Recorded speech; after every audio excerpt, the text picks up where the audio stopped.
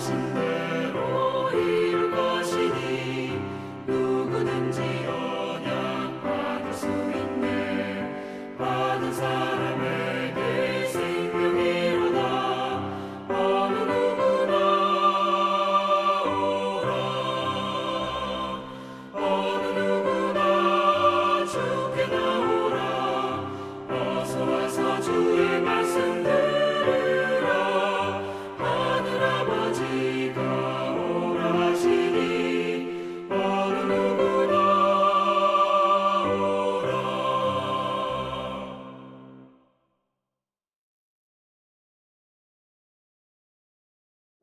하나님의 크신 은혜와 평강이 오늘도 여러분의 삶의 자리마다 충만히 임하시기를 기원합니다. 기도하겠습니다. 하나님 아버지, 한 해를 시작하고 이제 첫 번째 토요일 하나님의 말씀으로 또한 우리 한 해를 점검하기를 소망하며 말씀 앞에 섭니다. 이 말씀을 통해 한 해에 살아가야 될 바른 인생의 길들이 정해지는 귀한 아침이 되게 하시고, 무엇보다도 하나님의 거룩한 뜻을 마음에 품는 복된 이 아침 되게 하옵소서. 예수님의 이름으로 기도하옵나이다. 아멘. 오늘 보실 하나님의 말씀은 요나서 3장입니다. 1절부터 10절 말씀을 같이 보겠습니다. 요나서 3장 1절부터 10절입니다. 여호와의 말씀이 두 번째로 요나에게 임하니라. 이르시되 일어나 저 큰 성읍 니느웨로 가서 내가 네게 명한 바를 그들에게 선포하라 하신지라. 요나가 여호와의 말씀대로 일어나서 니느웨로 가니라. 니느웨는 사흘 동안 걸을 만큼 하나님 앞에 큰 성읍이더라. 요나가 그 성읍에 들어가서 하루 동안 다니며 외쳐 이르되 40일이 지나면 니느웨가 무너지리라 하였더니, 니느웨 사람들이 하나님을 믿고 금식을 선포하고 높고 낮은 자를 막론하고 굵은 베옷을 입은지라. 그 일이 니느웨 왕에게 들림에 왕이 보좌에서 일어나 왕복을 벗고 굵은 베옷을 입고 제 위에 앉으리라. 왕과 그의 대신들이 그 조서를 내려 니느웨에 선포하여 이르되 사람이나 짐승이나 소떼나 양떼나 아무것도 입에 대지 말지니 곧 먹지도 말 것이요 물도 마시지 말 것이며 사람이든지 짐승이든지 다 굵은 베옷을 입을 것이요 심서 하나님께 부르짖을 것이며 각기 악한 길과 손으로 행한 강포에서 떠날 것이라. 하나님이 뜻을 돌이키시고 그 진노를 그치사 우리가 멸망하지 않게 하시리라. 그렇지 않을 줄을 누가 알겠느냐 한지라. 하나님이 그들이 행한 것 곧 그 악한 길에서 돌이켜 떠난 것을 보시고 하나님이 뜻을 돌이키사 그들에게 내리리라고 말씀하신 재앙을 내리지 아니하시니라. 아멘. 오늘 본문은 물고기 뱃속에서 나온 요나가 니느웨로 가서 하나님의 말씀을 전하는 장면입니다. 니느웨에 대해 3절은 사흘 동안 걸을 만큼 하나님 앞에 큰 성읍이더라고 기록하고 있습니다. 니느웨는 인류의 역사와 함께 세워진 고도로서 오늘날 남아있는 유적으로만 추정해 봐도요, 약 13km에 이르는 정방향의 성벽으로 에워싸 있었고요.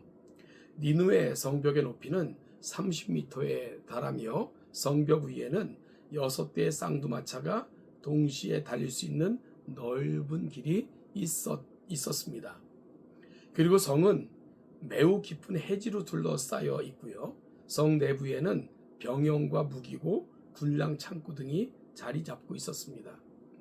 면적은 니느웨를 한 번 도는데 3일이 걸린다고 요나서 3장 2절에 기록되어 있을 만큼 넓어서 220만 평에 달했습니다. 이렇게 큰 성읍 니느웨는 상업이 번창하여 생활이 윤택해지자 범죄가 극심해져 하나님의 심판의 대상이 되었습니다. 바로 그 심판의 메시지를 갖고 요나가 니느웨에 도착한 것입니다. 요나는 하나님께서 그의 입에 넣어주신 말씀을 전했습니다. 4절입니다. 그는 단지 하루 동안만 다니며 느껴지는 분위기상으로는 영혼 없는 메아리처럼 40일이 지나면 니느웨가 무너지리라 라고 선포를 했습니다. 그것도 단 하루만 말입니다. 사흘길을 걸어야 하는 길을 단지 하루만 다니며 외쳤다는 것은 마지못해 억지로 행했다 라는 느낌이 드는 부분입니다. 그만큼 니느웨로 대변되는 아수르에 대한 요나의 적개심은 강했던 것으로 보입니다. 그들은 호시탐탐 이스라엘을 노리고 있었고요. 괴롭히고 있었습니다. 따라서 요나는 니느웨가 하나님의 은혜를 입는다는 것은 도저히 용납할 수 없었던 것입니다. 그럼에도 그는 물고기 뱃속에서 깨달은 바가 있었고요. 또한 하나님께서 거듭 임하셔서 말씀하셨기에 그저 따르고 있었던 것입니다. 그런데 이런 요나의 불성실과 마지못해 외쳤던 메시지는 놀라운 반향을 일으켰습니다. 5절 이하는 그 모습을 너무나도 생생하게 보여줍니다. 실로 놀라운 일이 그 성에 벌어졌습니다. 먼저 니느웨 백성들은 금식을 선포하며 높고 낮은 자를 막론하고 베옷을 입고 왕조차 보좌에서 일어나 굵은 베옷을 입고 제 위에 앉아 회개하기 시작했습니다. 심지어 사람은 물론이고 짐승이나 소떼 양떼 할 것 없이 이 금식에 참여해야 했습니다. 물 한 모금 입에 대지 않는 철저한 회개였습니다. 당시 니느웨 성의 모습이 어땠을까요? 사람들의 부르짖음, 짐승들의 배고픔으로 인한 울부짖음, 실로 아비규환이 따로 없었을 것입니다. 그들이 이렇게 한 이유가 있습니다. 8절입니다.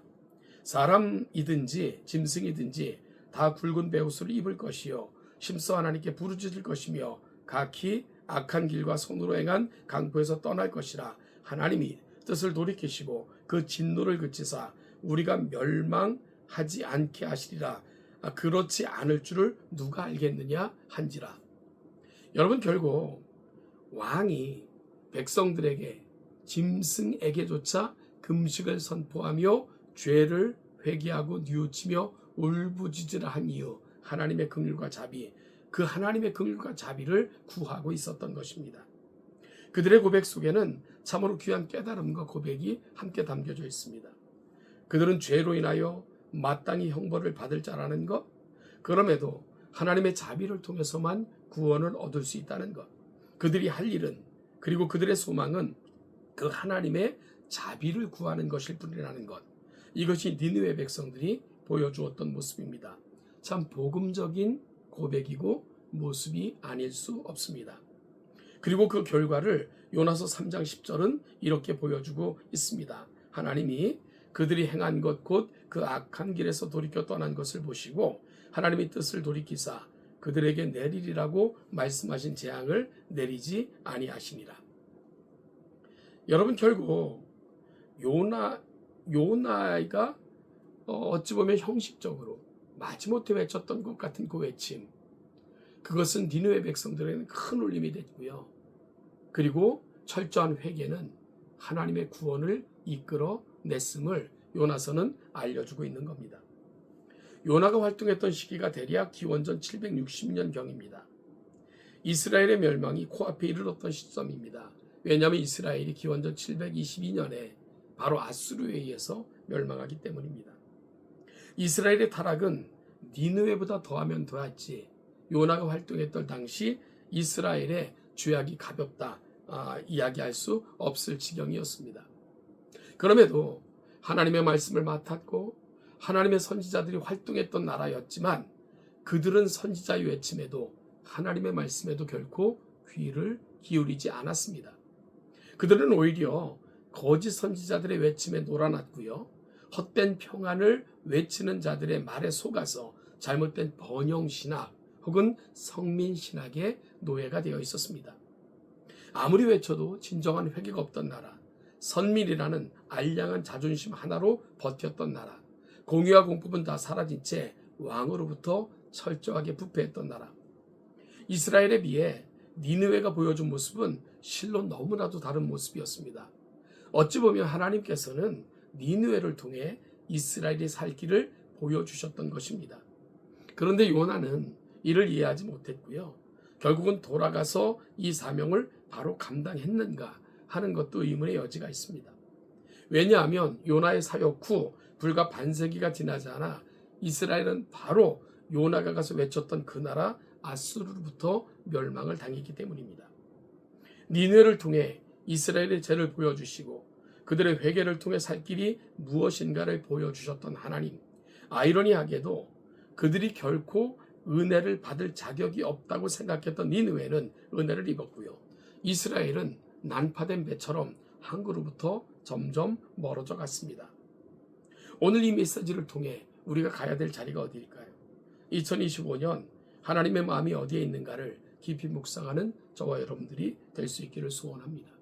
하나님의 마음을 붙잡고 하나님이 우리 인생길 가운데 기대하시는 것을 쫓아 살아감으로 하나님의 긍휼과 자비가 풍성히 임하는 2025년이 될 수 있기를 간절히 소망합니다.